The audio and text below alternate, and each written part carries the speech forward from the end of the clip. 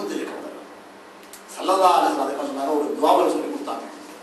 அந்த துஆவை மட்டும் சொல்லி முடிச்சுக்கிறேன்.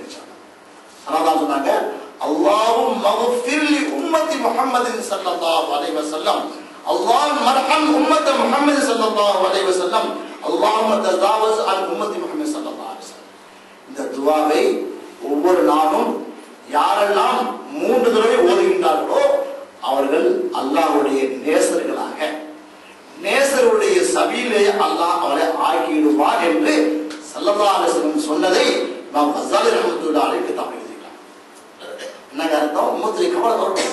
அது ஃபர்லுக்கு 3 தடவை சொல்லணும். உம்மத்தி ஸல்லல்லாஹு எப்போ சொல்லிட்டே இருந்தாங்க. தன்னுடைய வாக்குமூலமா சொல்லிட்டாங்க. மௌத்தவரை சொன்னாங்க. அல்லாஹ் மக்ஃபிர் லி உம்மத்தி, யா அல்லாஹ் என்னுடைய உம்மத்துடைய பாவத்தை விட்டுச்சிருக்கீங்க. யா அல்லாஹ் முஹம்மதுடைய கிருபை செய். யா அல்லாஹ் உம்மத்துடைய செஞ்ச தவறுகளை நீ பாவமாக விட்டுவிடு, அப்படியே கண்ணுதா விட்டு அப்படின்னு நீங்க துஆ செய்யுங்க. அந்த துஆ செய்யும் மூலமாக அல்லாஹ் சுப்ஹானஹு வ தஆலா உங்களையும் அவுலியாக்களாக ஆக்கிடுவான் என்று நாம் கஸாலி